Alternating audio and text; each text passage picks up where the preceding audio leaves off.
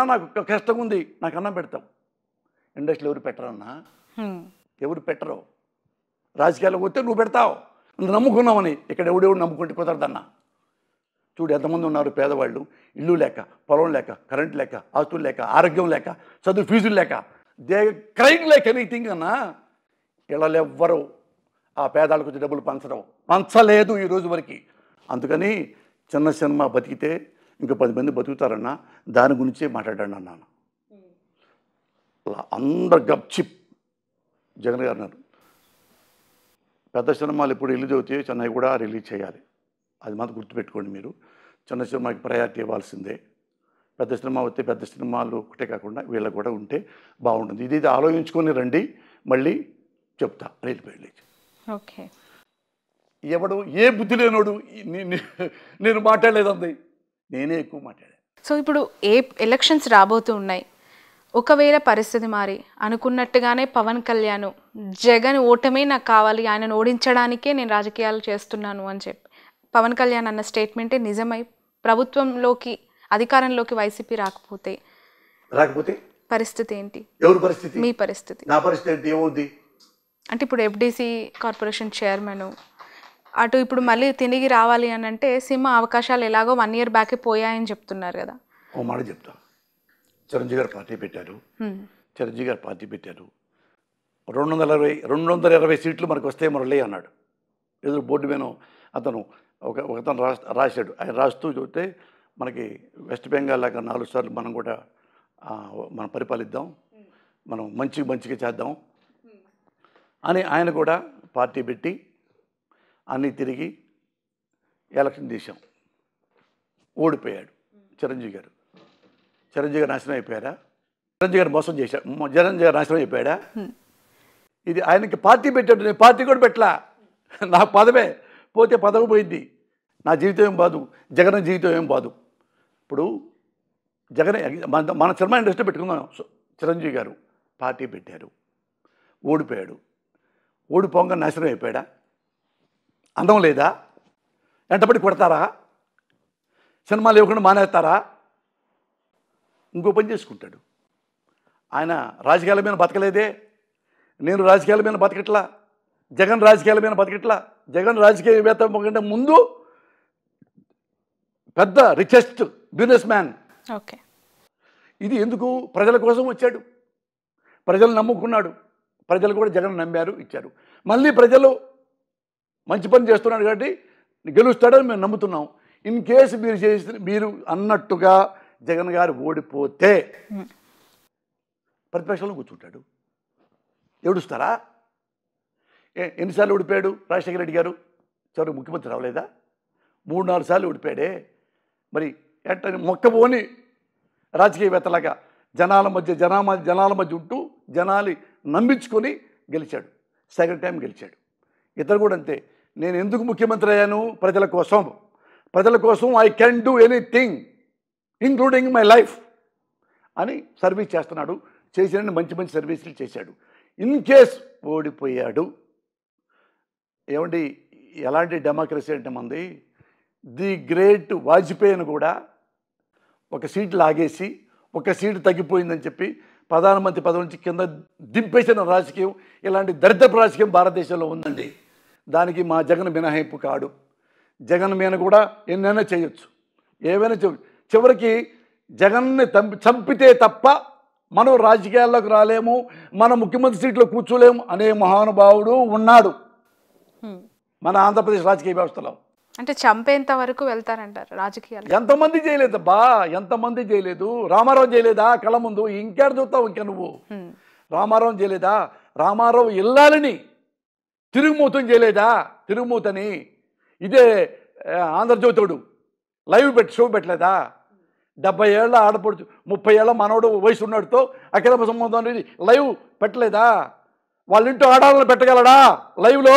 లక్ష్మీ పార్వతి గారికి సంబంధించి చాలా కాంట్రవర్షియల్ స్టేట్మెంట్స్ గతంలో ఈ పొజిషన్ రాకముందు ఆమె చాలా సందర్భాల్లో ఏడ్చిన పరిస్థితులు కూడా ఉన్నాయి బాహాటంగా. ఎందుకు పదే లక్ష్మీ పార్వతి గారిని టార్గెట్ చేసి మాట్లాడడం, పర్సనల్గా ఆమె వ్యక్తిత్వాన్ని కించపరిచే విమర్శలు చేశారంటారు? నేను అదే ఎప్పుడు మా కమ్మవాళ్ళకి చెప్తుంటా.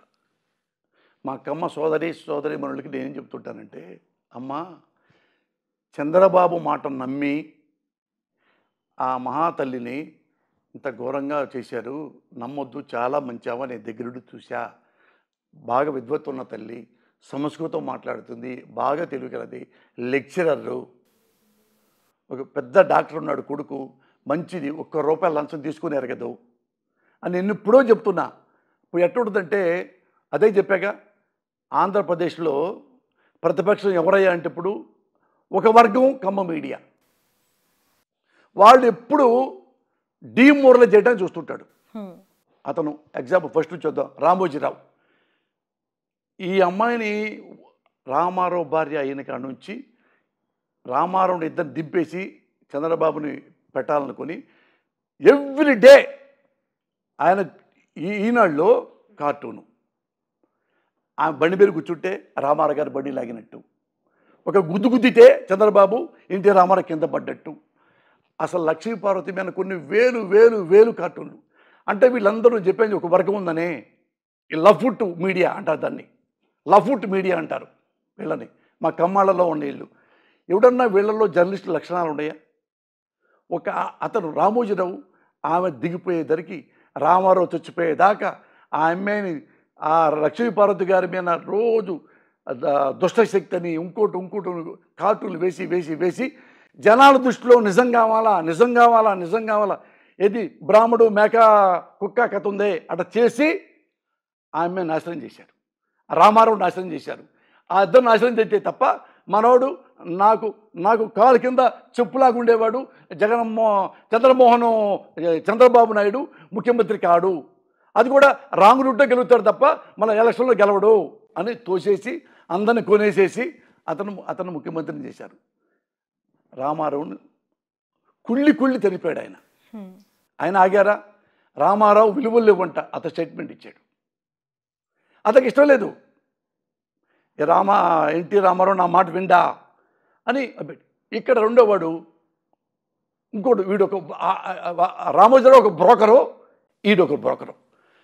ఎవడన్నా రామారావు గారి ఇల్లాలండి, రామారావు గారి ఇళ్ళని కాంగ్రెస్ టీడీపీ కార్యకర్త తీసుకొచ్చి నన్ను ట్రై చేస్తుంది, నన్ను లవ్ యూ అంటుంది అని చెబితే 30 ఏళ్ళు ఆడు, ఈమె 70 ఏళ్ళు రామారావు ఇల్లాలే, కనీసం ముందు ఆమెకు ఫోన్ చేద్దాం, ఫోన్ చేసి మేడం ఇలా అంటున్నారు ఏంటి అంటే నేను కూడా వస్తాను బాబు లైవ్కి అనేదిగా.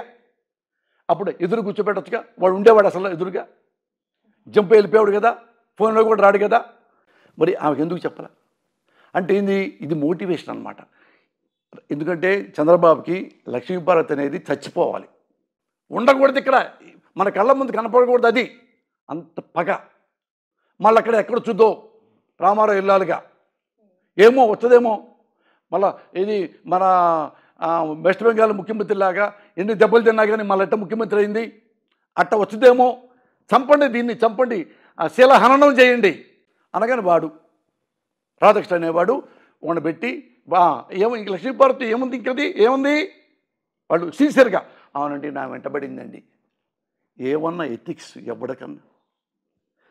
అరే మన ఇంట్లో కూడా ఆడపిల్లలు ఉన్నారే, మన ఇంట్లో కూడా భార్య ఉంది, మన ఇంట్లో కూతురు ఉన్నాడు, మన ఇంట్లో కోడలు ఉంది, ఇదే మన కోడల్ని, ఇదే రాధాకృష్ణ కోడల్ని, ఇదే రాధాకృష్ణ కూతుర్ని ఎవడో ఇలాగే అన్నాడు అనుకో, నువ్వు లైవ్ పెడతావా? నీ గుండె గతుక్కు మందు, అయ్యో నా కోడల పతివ్రత కదా, అయ్యో నా కూతురు పతివ్రత కదా, ఏ రామారావు భార్య ఎందుకు అనుకోవాలి, అయ్యో రామారావు ఇల్లాలు పతివ్రత కదా, వాడెవడు దొంగ నా కొడుకు ఇలా అంటాడా, వాడు రాస్కెల్ అని అనరు. ఎందుకంటే అక్కడ డైరెక్షన్ ఎవరు? చంద్రబాబు నాయుడు. ఇంకోడు ఉన్నాడు TV5 బిఆర్ నాయుడు, ఆ దగ్గర పనిచేసేవాడు ఉంటాడు సాంబశివరావు అనేవాడు, ఒక లఫ్ట్ నా కొడుకు. ఈ లక్ష్మీపార్వతి గారు కూడా వాడి వంతు పాత్ర లైవ్ పెట్టి లైవ్లో ఆమె శిలాహరణం చేసి అందరి దృష్టిలో, ఆంధ్రప్రదేశ్ దృష్టిలో ఈమె తిరుగుమోతాడు, అయ్యో తిరుగుమోతంటగా. ఇదే లక్ష్మీపార్వతికి, ఇదే రామారావుకి ఎన్నిసార్లు కాళ్ళకు దండం పెట్టాడో చంద్రబాబు.